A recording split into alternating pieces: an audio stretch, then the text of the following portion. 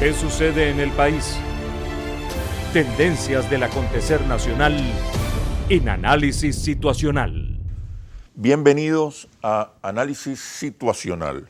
Ahora con 3 emisiones semanales.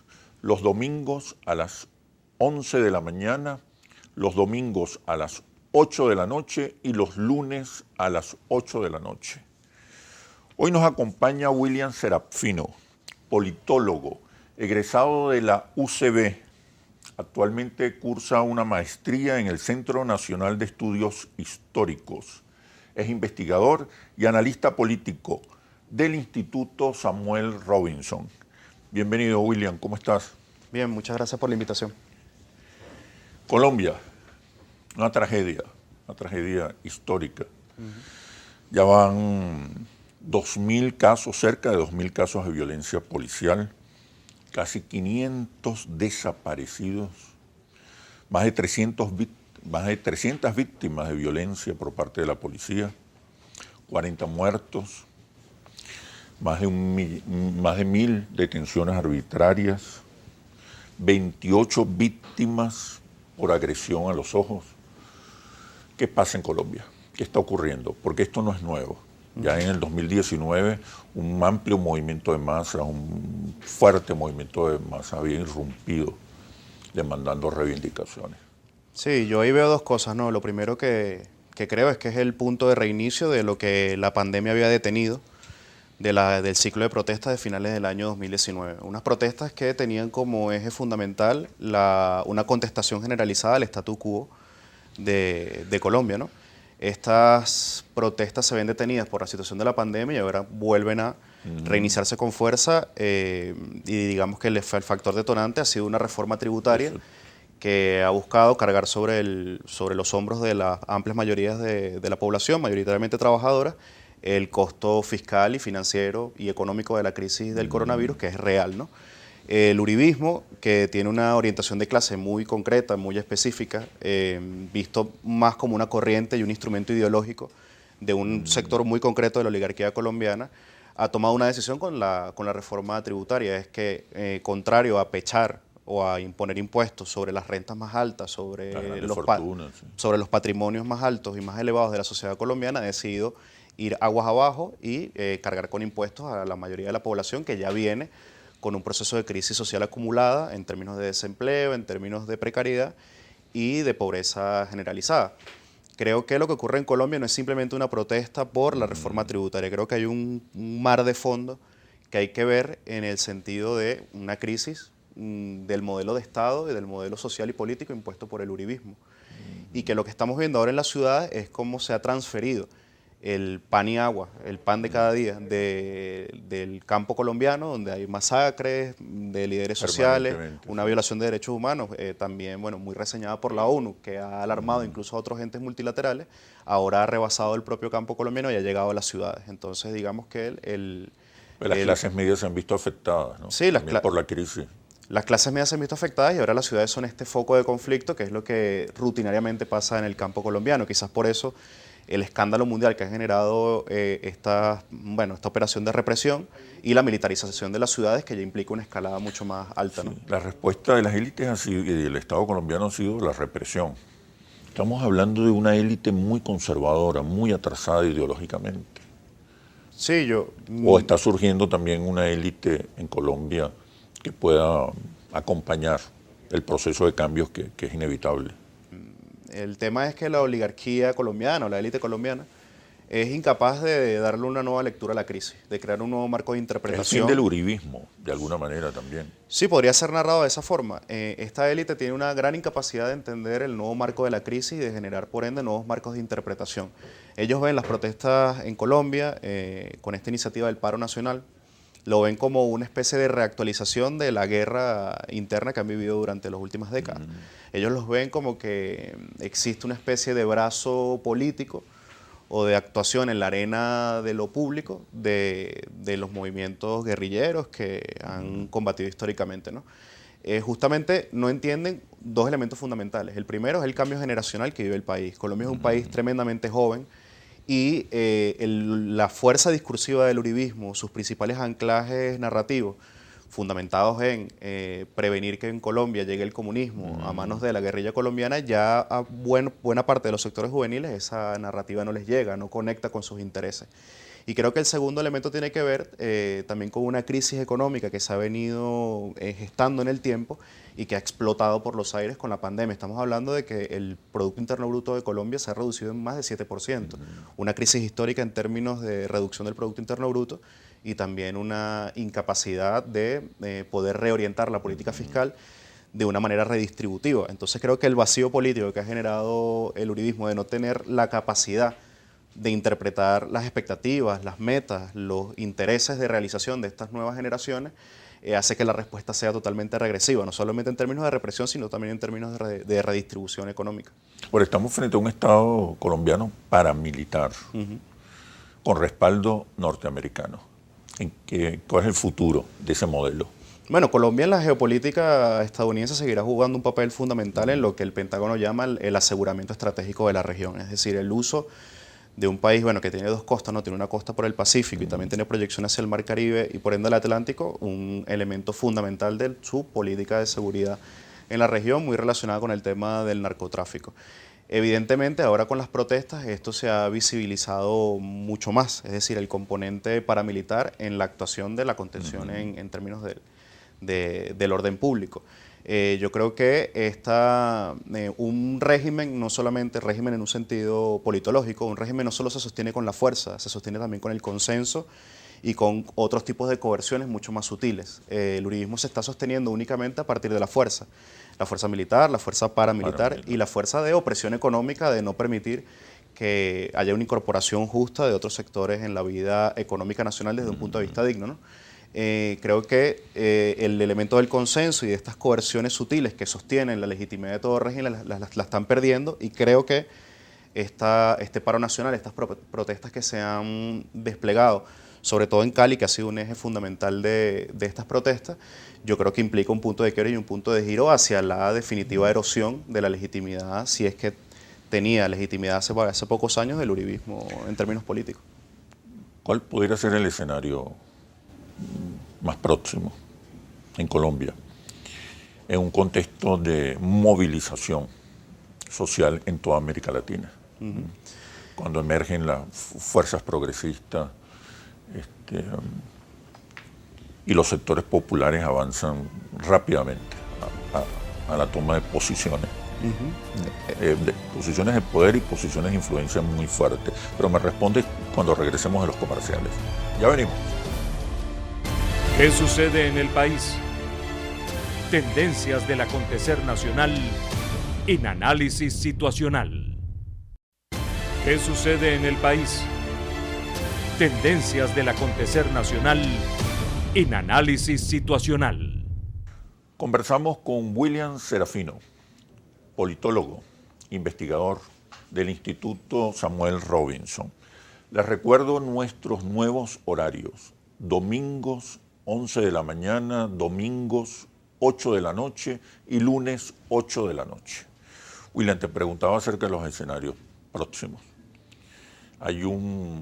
Se produjo un breve ciclo conservador en América Latina. Las derechas parece que no se terminan de conectarse con las mayorías. Se habla de un nuevo ciclo progresista. En Colombia podríamos estar a las puertas de un próximo gobierno progresista de centro-izquierda. Chile viene un referendo, una reforma, un nuevo texto constitucional. Está Perú también, Ecuador, Venezuela. ¿Cuáles son los escenarios? Sí, en el caso de Colombia, para luego ir a un análisis más general, más global, en el caso de Colombia hay elecciones presidenciales el año que viene, más o menos por estas fechas, en mayo. Ya Duque ha puesto sobre la mesa la posibilidad de prorrogar la fecha de las elecciones, argumentando que la situación de la pandemia ha dificultado el funcionamiento del país y que no estamos para tiempos de elecciones. Incluso ha puesto sobre la mesa, lo cual ha sido rechazado por el Congreso colombiano, la posibilidad de prorrogar su mandato. ¿En qué punto el paro nacional podría darle a Duque la excusa que necesita para poder interrumpir la posibilidad de que se hagan las elecciones en mayo y gobernar bajo un estado de excepción, entendiendo también las particularidades y singularidades de la oligarquía colombiana, que suele resolver estas crisis políticas con unos altos grados de represión. En este sentido, creo que lo de Colombia está demasiado abierto en términos de escenario, porque puede ocurrir esto, pero también puede ocurrir que en unas elecciones, evidentemente, el uribismo va a salir muy mal. Las últimas encuestas La apuesta por la represión como que no va a dar resultado. No, y las últimas encuestas así lo están comprobando. Hay una caída tremenda de la popularidad de Duque, de la aprobación de su gestión de gobierno, Sí, sumado sí. porque, fundamentado en un manejo muy errático de la pandemia, en un manejo muy errático de la crisis económica, y obviamente figuras como Gustavo Petro, como Sergio Fajardo, que están en el campo progresista y que no son tampoco figuras uniformes dentro del cuadro político colombiano, vienen ganando mucho peso y mucha relevancia, ¿no? Vienen conectando con estos sectores de la población que se han ido movilizando. Eso en un contexto electoral va a contar y posiblemente tengamos un gobierno de un perfil diferente en la región, pero unas élites en contra de esos procesos. claro, de totalmente. cambio. Y con el control del aparato del Estado, porque la Y diferencia entre de la gobierno... estructura paramilitar, militar. O sea, Represiva. las élites colombianas tienen una capacidad de arbitraje sobre la política colombiana por fuera del Estado. Entonces, es una situación tremendamente compleja porque hay que analizarlo desde la amplitud que implica que puedes tener el gobierno, pero no el poder. En el sentido de que las estructuras económicas, las estructuras paramilitares y las estructuras de la justicia también están gobernadas por factores fácticos que no se presentan en Podría elecciones. acentuarse la violencia también. Tal la cual. confrontación violenta. Ya un gobierno tendría que llegar con mucho respaldo popular, con mucha cohesión social, con mucha cohesión política para poder adelantar determinadas iniciativas y que no sean bloqueadas por mecanismos fácticos de poder sobre los cuales ha gobernado históricamente la oligarquía colombiana. Ahora, si lo vemos en términos regionales, yo creo que hay una división del campo de la derecha que no creo que se vaya a resolver pronto. Bolsonaro representa una derecha alternativa llamada alt-right, o al menos así se intentó alinear en el mejor momento de Trump, y con otros factores también del grupo de Visegrado en Europa, es decir, estas nuevas derechas que se han ido constituyendo a raíz de la crisis del neoliberalismo, por cierto, pero tampoco tiene que ver con derechas más neoliberales, de tinte más conservador, como por ejemplo puede ser Iván Duque o Sebastián Piñera en Chile, ¿no?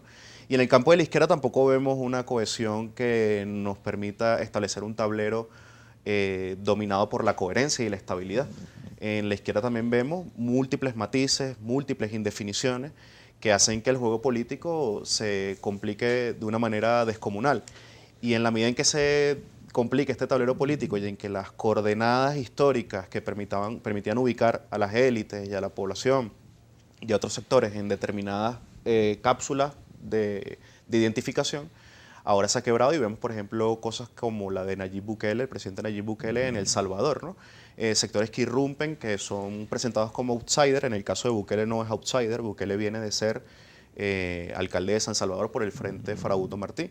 Pero bueno, ha sido presentado como un outsider, pero rompe, ¿no?, un poco con esta configuración estática de entender la política como un eje de izquierda y otro de derecha enfrentados dicotómicamente, y ha barrido, aparte de la derecha, absorbiendo muchas de sus demandas, sobre todo las de seguridad y las de orden, y también ha absorbido buena parte de las demandas de la izquierda en términos de la redistribución de la riqueza y un gobierno no elitista. ¿Cómo se expresan ahí las contradicciones sociales, las contradicciones políticas? Si ya izquierda, derecha, socialismo, capitalismo no parecen convencer, cautivar, incorporar a las mayorías. Las mayorías se movilizan en un sentido muy pragmático, por encima de los partidos políticos y el liderazgo tradicional. Sí. ¿Qué está ocurriendo?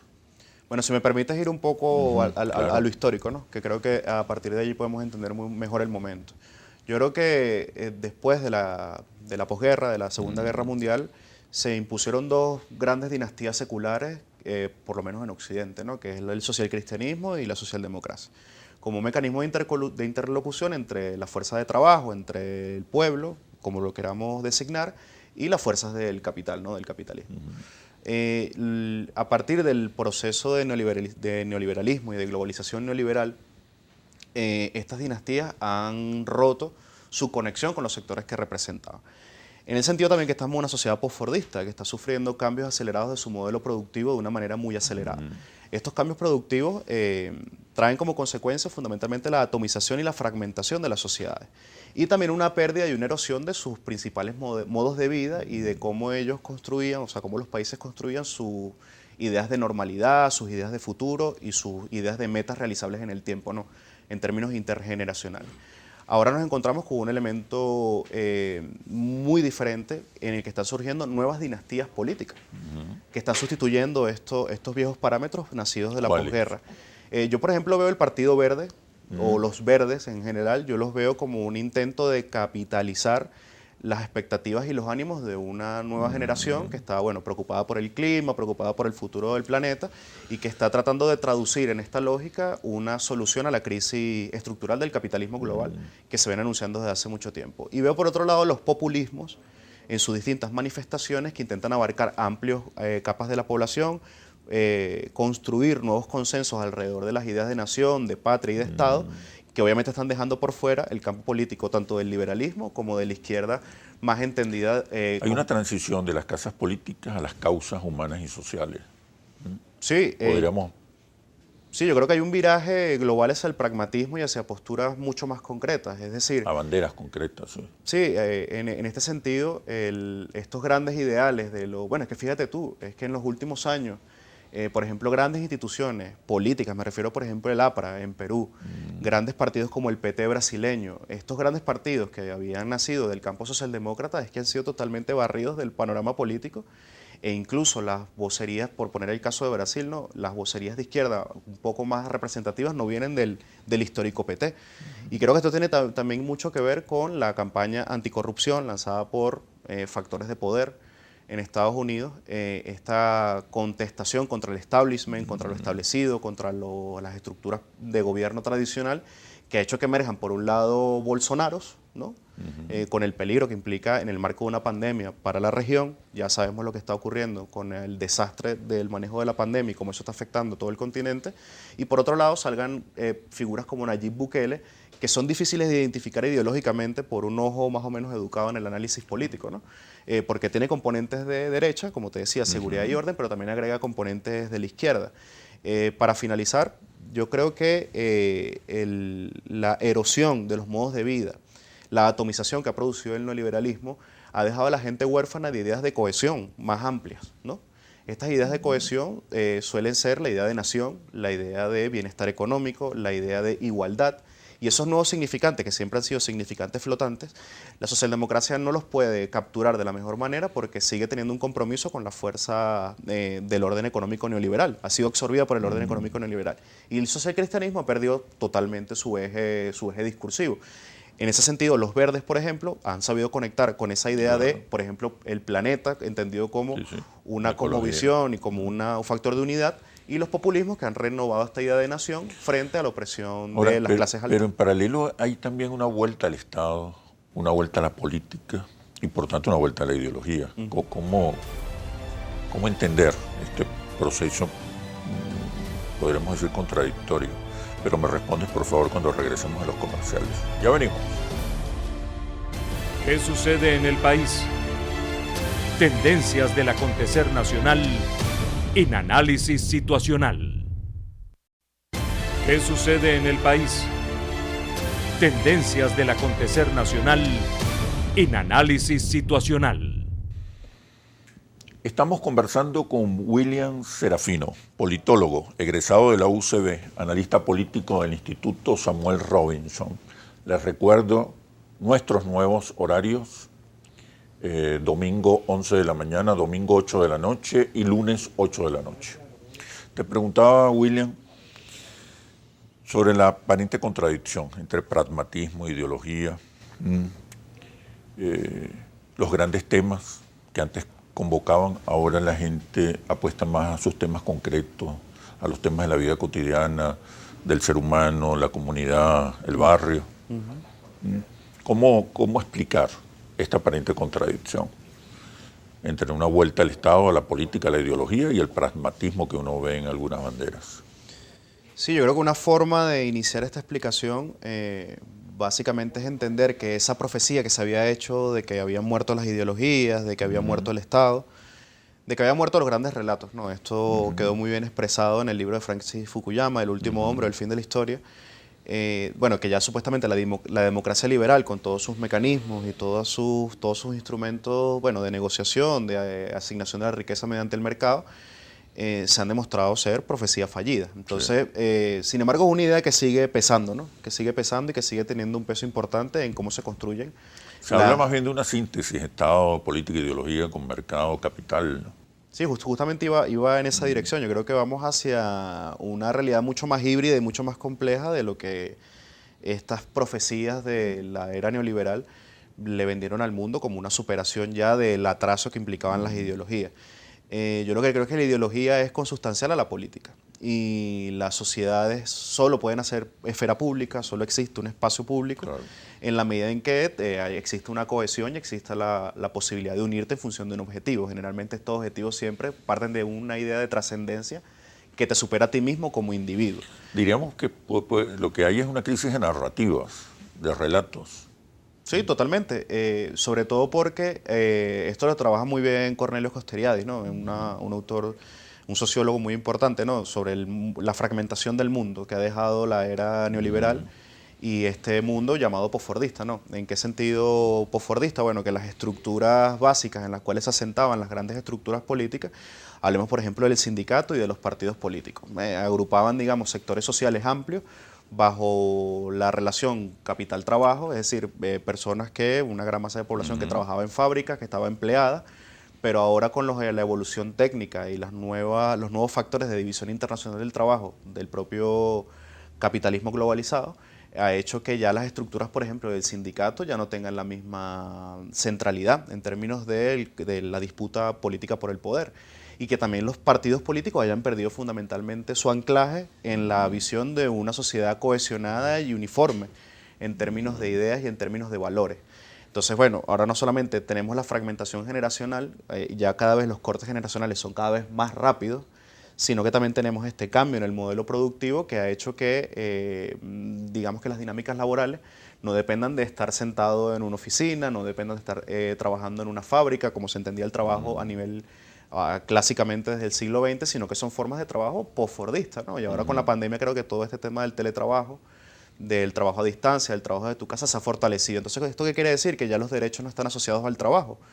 Y si los derechos no están asociados al trabajo, propuestas, por ejemplo, como la renta básica universal, que son propuestas que han venido ganando un lugar importante en Europa Occidental, que el Estado se haga parte, digamos, subsidio, financia sectores que no están agregados al aparato productivo porque ya no hay trabajo para tanta gente, ¿no? Entonces yo creo que esto plantea una reconfiguración total de cómo entendemos lo político, de cómo entendemos el Estado, y creo que estas tensiones sociales de un sistema que se ha ido achicando por su propia evolución técnica y una sociedad que ha ido creciendo en expectativas y en metas, ha hecho que sea posible el regreso a una idea de keynesianismo que permita regular estas tensiones sociales, porque incluso ya la élite mundial con mayor representatividad en el foro de Davos, los que tienen, digamos, el liderazgo de los sectores que más acumulan dinero, ganancias y patrimonio en el mundo, están muy asustados de que la profunda desigualdad terminé haciendo estallar por los aires los sistemas políticos, ¿no? Y los sistemas de control y de legitimación del propio sistema. Entonces creo que propuestas como la renta básica universal, propuestas como la descarbonización de la economía mundial, sustentada todavía en los combustibles fósiles, ha provocado que emerjan, ¿no?, nuevas instituciones políticas, nuevas ideas y nuevos relatos también. Mira, a pesar de todo eso, de la complejidad del momento que vivimos, de la necesidad de dar respuestas, uno nota la ausencia crónica del debate. Hay iniciativas en América Latina como el Grupo de Puebla, la Internacional Progresista más globalmente. ¿Qué se puede hacer para avanzar más rápidamente en un debate que es urgente e inaplazable? Sí, el vacío político pareciera que está a la orden del día, ¿no? Pareciera que hay una desconexión total entre la evolución de la realidad social y la realidad política y los discursos y los grandes relatos que han intentado dirigir estas nuevas tensiones de hecho, de la los movimientos sociales que emergen con tanta fuerza en América Latina no son dirigidos por partidos políticos. Son los propios movimientos sociales, los propios liderazgos locales, sociales, los que están liderando todas estas manifestaciones y reivindicaciones. Sí, me preguntabas por estos grupos, ¿no? de carácter Que internacional. parece que le dan prioridad al debate, Sí. por lo menos en sus estatutos, ¿no? Sí, yo creo que también esto parte de una deuda grande que tenía la izquierda luego del ciclo progresista, es decir, luego del ascenso de un Macri, el ascenso de un Bolsonaro, cuando efectivamente se revierte el ciclo progresista. Yo creo que la deuda, la izquierda quedó muy endeudada y quedó con mucha orfandad y quedó como fuera del tablero político sin saber mucho qué hacer. Creo que el Grupo de Puebla, la Internacional derecha Progresista, tampoco. la derecha también quedó bastante descolocada, es que fue realmente un punto de giro muy fuerte. Pero creo que estas iniciativas como la Internacional Progresista, como el Grupo de Puebla, están intentando, bueno, actualizar primero los debates y actualizar los puntos de honor, si son los puntos de honor los que van a ir configurando la política de la izquierda y tratar de tener una mayor incidencia en la realidad y en la coyuntura. Creo que había quedado eso, con mucha orfandad, muy fuera del tablero político y ahora está en un intento de actualización y de entrar nuevamente a la pelea. Que yo creo que la situación de complejidad es muy grande porque la política sigue siendo nacional, es decir, se sigue disputando en una escala nacional. Y la política fundamentalmente tiene como resultado la toma de la dirección del Estado o de los gobiernos nacionales. Pero el poder ya tiene una escala geográfica global, es decir, empresas como Pfizer, empresas como BlackRock, las grandes empresas transnacionales no operan a una escala nacional ni a una escala que esté situada en un anclaje geográfico. Entonces esto nos coloca en unas grandes ventajas e implica que la izquierda debe renovar sus marcos de interpretación y también ejercer la imaginación política. Cómo construir una gramática que sea cada vez más global, pero entendiendo que la política se sigue disputando en los ámbitos nacionales. Creo que el Internacional Progresista y el Grupo de Puebla van un poco en ese sentido, pero también es cierto que son izquierdas muy indefinidas en términos del proyecto de Estado. Es decir, pareciera que se dejan llevar un poco por atrapar lo que hay en el escenario, es decir, de repente se podrían Por la volver... moda. Exactamente, es decir, como que trabajan en función de la coyuntura y el proyecto de Estado y el proyecto de humanidad lo parecen dejar por fuera, ¿no? El tema de la teoría. Mira, en Estados Unidos también hay cambios. La nueva administración Biden apunta a cerrar el ciclo neoliberal también en Estados Unidos con una reforma tributaria que permitiría reducir la desigualdad en Estados Unidos. ¿Qué influencia puede tener eso en América Latina, en los nuevos escenarios de América Latina? Me respondes, por favor, cuando regresemos de los comerciales. Ya venimos. ¿Qué sucede en el país? Tendencias del acontecer nacional en análisis situacional. ¿Qué sucede en el país? Tendencias del acontecer nacional en análisis situacional. Te preguntaba, William, acerca de la influencia que puede tener Estados Unidos en estas nuevas circunstancias, tomando en cuenta que la administración Biden apunta a un cierre del ciclo neoliberal en Estados Unidos, con una reforma tributaria que permita reducir las desigualdades. ¿Cómo puede esto influir en América Latina y en Venezuela?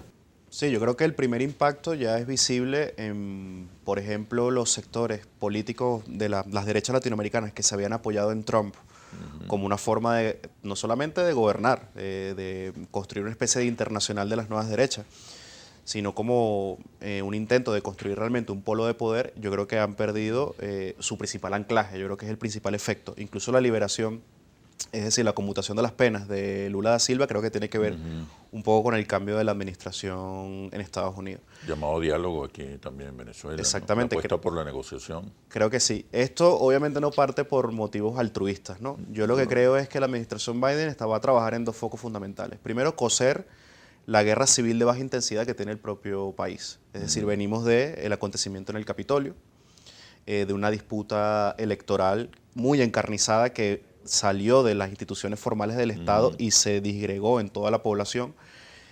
Dos sectores que son importantes, que acumulan más de 70 millones de personas, son partes que se ven irreconciliadas en sí mismas, aparte con unas líneas de división geográfico, étnico, generacional, que hace que la tensión interna en Estados Unidos sea fundamental. Creo que Biden, con esta propuesta de reforma tributaria y tratando de conseguir unos mínimos equilibrios sociales, está tratando de coser el país internamente, ¿no? Y segundo, pues desde el punto de vista geopolítico, que es la prioridad. Que es la prioridad, coser el país para que el sistema político no salte por los aires, porque ya de escasez de legitimidad tiene bastante. Aunque la participación electoral en las últimas elecciones fue fundamental, pero no en el sentido de legitimidad del sistema político, sino como una versión electoral de un combate de un combate político mucho más polarizado, exactamente. Y desde el punto de vista geopolítico, la prioridad de la administración Biden es China, que eso, digamos, alguna de las líneas de continuidad que deja la administración Trump, es China. Y es una gran batalla por el dominio geopolítico del planeta, de aquí a aproximadamente 10, 15 años, que está fundamentado en la tecnología 5G, en la inteligencia artificial y en la disputa por los canales de distribución y las rutas de suministro de los microchips, que son los que sustentan toda nuestra era digital, por decirlo de alguna manera.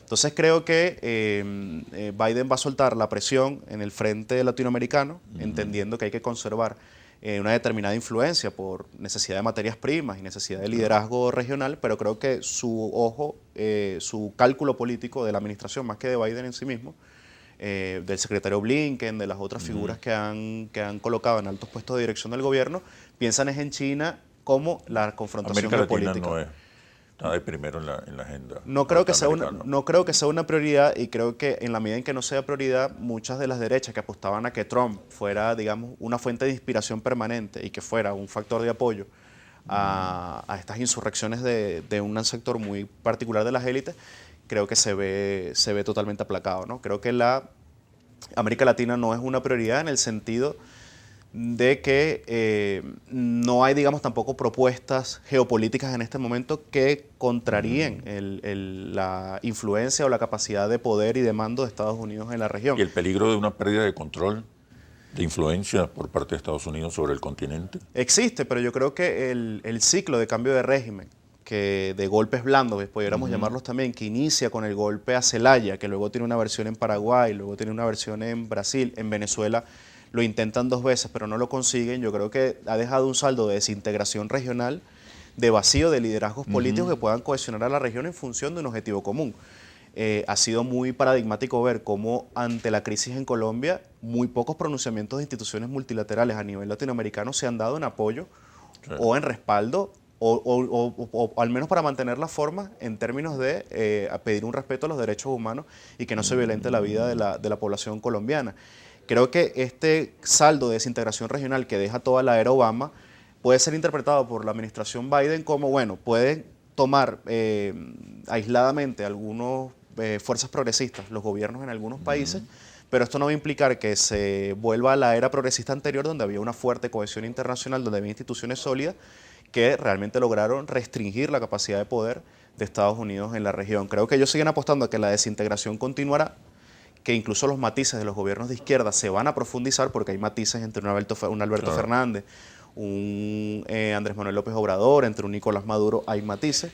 Ellos apuestan quizás a esa desintegración y pensar en China como objetivo prioritario. ¿Qué impacto puede tener todo esto en Venezuela? Hay un nuevo Consejo Nacional Electoral, un proceso de reinstitucionalización, una oposición que definitivamente transita el camino electoral y democrático, una oposición radical aislada, confundida, sin propuesta, sin estrategia. ¿Cómo está Venezuela? Y el CNE, ¿qué impacto puede tener ahora? ¿Okay? Me respondes, por favor, cuando regresemos de los comerciales. Ya venimos. ¿Qué sucede en el país? Tendencias del acontecer nacional en Análisis Situacional. ¿Qué sucede en el país? Tendencias del acontecer nacional en Análisis Situacional. Les recuerdo nuestros nuevos horarios. 3 emisiones semanales. Domingo 11 de la mañana, domingo 8 de la noche y lunes 8 de la noche. ¿Qué impacto puede tener esta especie de reconfiguración geopolítica, de surgimiento de movimientos sociales, una vuelta al progresismo en América Latina y lo que está ocurriendo en Venezuela? Y destaco el hecho del nuevo Consejo Nacional Electoral, donde la oposición tiene una participación vigorosa. No son 2 rectores cualquiera, son 2 rectores con fuerza. Sí, yo creo que esto se da en el marco de un recálculo que está haciendo la administración Biden con respecto a los efectos fallidos que tuvo la denominada campaña de máxima presión, ¿no? Que es una campaña con un fuerte componente de amenaza militar, de incursión armada y con sobre todo un componente muy violento de sanciones económicas. Sí.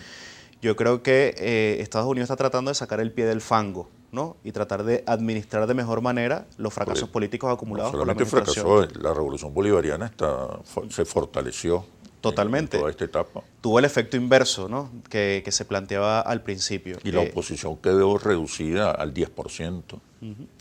Y si lo ves en términos de lo que ha pasado durante estos 4 meses, no ha habido nuevas sanciones, por ejemplo, ¿no? E incluso se logró se flexibilizaron unas prohibiciones para el uso de puertos y aeropuertos en Venezuela que estaban estipuladas en una orden ejecutiva, creo que la 13.885. Cuando se nombra el Consejo Nacional Electoral es que es importante ver cómo ha evolucionado el contexto internacional y los principales pronunciamientos de los principales actores políticos inmersos en la crisis venezolana. Por ejemplo, Estados Unidos, su principal vocera, Julie Chang, la principal vocera del Departamento de Estado en la región, no cuestionó al CNE, ni, que es muy importante, ni intensificó la narrativa de que la Asamblea Nacional electa en diciembre del año pasado es una Asamblea Nacional ilegítima y que no tiene el respaldo y que fue electa por fuera de los mecanismos democráticos más elementales. Y ya la Unión Europea, desde enero, había echado un paso para atrás, diciendo que Juan Guaidó no era ningún presidente de Venezuela, lo reconocían como un interlocutor válido, pero evidentemente sacó las manos del fuego. El descalabro, el desmoronamiento es total. Totalmente. Y bueno, recientemente el exdiputado Juan Guaidó, que trata todavía de ser líder de esa especie de bloque llamado G4, ha dicho que quieren implementar un acuerdo de salvación nacional y coloca como a mí me parece una maniobra de chantaje, ojo, el elemento de levantar las sanciones, ¿no? Sí. Esto implica un giro total desde el discurso que ha manejado en los últimos 2 años, entendiendo que ya desde hace bastante tiempo frase fuerza, ¿no? Que intentaron impulsar como el cese de la usurpación y habían desaparecido totalmente del discurso. Era una propuesta insurreccional. Totalmente. En el sentido de este nuevo CNE, bueno, es producto de un diálogo amplio con esos sectores que desde hace varios años han desafiado el dominio de Guaidó, han desafiado el dominio de los abstencionistas y están buscando reactivar la vía electoral como un principio de la actividad pública y política en Venezuela, ¿no? ¿Qué es lo que creo yo? Que si lo vemos desde el prisma de Estados Unidos, de la nueva administración Biden, yo creo que hay la idea de una flexibilización y de cambiar el panorama de juego, las reglas básicas bajo las cuales se están jugando. Porque lo que se sigue produciendo con las sanciones es un estancamiento por parte de la oposición. Estados Unidos eleva su cota de responsabilidad en la crisis económica y la crisis social que vive el país. Ya no estamos hablando de los años 2016 y del año 2017. Ya hay informes de la ONU que resaltan el grave impacto humanitario de las sanciones. Otros entes multilaterales también desplegan estos informes y eso tiene un costo reputacional alto y la administración Biden lo está viendo con mucho cuidado. Hay una demanda en la Corte Penal Internacional por las sanciones, entonces hay un conjunto de movimientos donde la administración Biden dice, ok, paremos acá, aprovechemos esta nueva apertura del CNE como un mecanismo para buscar un nuevo hito de influencia, una nueva organización de nuestros actores locales y ver cómo podemos reiniciar. En Venezuela, 7 de cada 10 venezolanos tienen una opinión desfavorable del gobierno de los Estados Unidos. ¿Cuáles son los retos para el chavismo? Bueno, que yo siento que sigue teniendo una narrativa muy anclada a otra época. Sí, me quedaba un poco con la idea de la pregunta anterior, que tiene que ver con eso, con que hay un marco de apertura con respecto a la situación venezolana, porque entienden que ya las premisas con las que venían funcionando desde el año 2016 ya no les permiten avanzar con claridad, ¿no? Y el nuevo CNE sintoniza con esa nueva... Claro, sí sintoniza como también sintoniza la entrada del Programa Mundial de Alimentos, el acuerdo que se firmó con el gobierno bolivariano, pero es también cómo el chavismo también está imponiendo también el ritmo político y el marco de actuación de todos. Imponiendo su estrategia. De todos los actores. Entonces, es un dilema, ¿no? Porque la oposición más radical ha sustentado todo su capital político en una promesa insurreccional de golpe automático y de no participación en los escrutinios, y un país buscando conciliación, resolución de los problemas, énfasis en la economía, colaboración. Sí, es que, y además que las sanciones, uno de los efectos políticos más que económicos y humanitarios, es que ha reordenado también el aparato productivo venezolano. Se han abierto oportunidades de inversión para un conjunto de sectores que en otro momento no hubieran invertido sus capitales en Venezuela. El gobierno bolivariano ha sido muy inteligente y muy flexible en aplicar parámetros de pragmatismo económico, levantando algunos controles para que fluya el capital y que para que fluya, digamos, la inversión. El peligro de un desdibujamiento de la revolución con el pragmatismo económico. No, yo creo que no. Yo creo que hay digamos que capaz puede haber un equilibrio inestable, ¿no? En el sentido de que el pragmatismo económico podría hacer que sectores, digamos, más anclados a las ideologías pudieran representar algún tipo de contestación, ¿no? A este tipo de iniciativas. Pero yo creo que no. Se impone una renovación del relato, en el caso del chavismo. Sí, totalmente, pero no puede ser el mismo relato de hace 20 años. No, jamás y nunca. En el sentido, creo que los grandes valores, las grandes ideas fuerzas del chavismo, como el sostenimiento de un Estado fuerte que regula los equilibrios sociales, que proteja a las amplias mayorías, la política de subsidios que permite que este proceso de reordenamiento económico, algo caótico, no implique un proceso de desigualdad social que sea inmanejable. Yo creo que estos valores siguen atando a buena parte de la población y siguen parte de los retos actuales, ¿no? Y siguen encontrando, estos sectores de la población siguen encontrando un factor de seguridad y de cohesión en estos grandes valores. ¿Cuál es el problema? Es que como el país ha evolucionado, el país no ha dejado de caminar, el país no ha dejado de evolucionar en sus metas, en sus ideas, en sus aspiraciones. El sector de la oposición más radical en apariencia se quedó estancado en la lucha por la salida del gobierno, pero eso no es lo que está pensando la mayoría de la población. La mayoría de la población está o en la carrera diaria por el sustento económico, y ahí el chavismo o el gobierno bolivariano sí ha tenido mayor capacidad de conectar con esas aspiraciones. De hecho, hay un incremento en la valoración positiva de la gestión presidencial, cercana al 40%.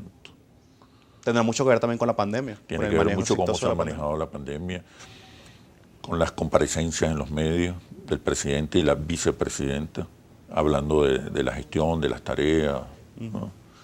De las misiones. Y eso le ha permitido ganar simpatías, aunque no se traduce en respaldo todavía, en respaldo electoral y político. Es un avance importante. La revolución se ha fortalecido en esta última etapa. El reto fundamental de la revolución es el relato, es la gestión, son ambas. Yo creo que son ambas y creo que se están dando buenos pasos en ese sentido. Yo creo que el primero ha sido defender las instituciones venezolanas del golpismo. Yo creo que ya es una especie de primer punto donde los otros factores se pueden ir mejorando en el tiempo. La narrativa también tiene que ver con un proceso propio de la evolución de la sociedad venezolana. Claro. Es decir, están cambiando los actores, también está cambiando la distribución de clase, la distribución de estatus. La migración también tiene un componente... Hay un empresariado emergente que puede convertirse en aliado de este proceso de cambio. Totalmente, hay factores de emprendimiento social en todas las escalas de la sociedad. Hay un cambio, ¿no? de paradigma y de visión de cómo se autorreconoce la sociedad venezolana. Creo que el chavismo tiene el reto de seguir conectando, ¿no? con estos cambios. Y creo que a nivel de la gestión, yo creo que la pandemia lo centralizó todo, ¿no? Sí. O sea, todo lo que era visto como elementos de gestión aislados, en la pandemia se ha concentrado todo, y creo que ahí el trabajo ha sido positivo. Y ha colocado al chavismo como el principal actor y al presidente Maduro como el líder fundamental del país. Bueno, William Serafino, muchísimas gracias por este análisis situacional. Espero vernos pronto. Mucho éxito en este nuevo instituto Samuel Robinson. Muchas gracias. Muchas gracias a ti por la invitación. Les recuerdo nuestros nuevos horarios. Domingo, 11 de la mañana, domingo, 8 de la noche y lunes, 8 de la noche. Nos vemos en un próximo análisis situacional por Globovisión, el canal de la paz y la reconciliación. Hasta pronto.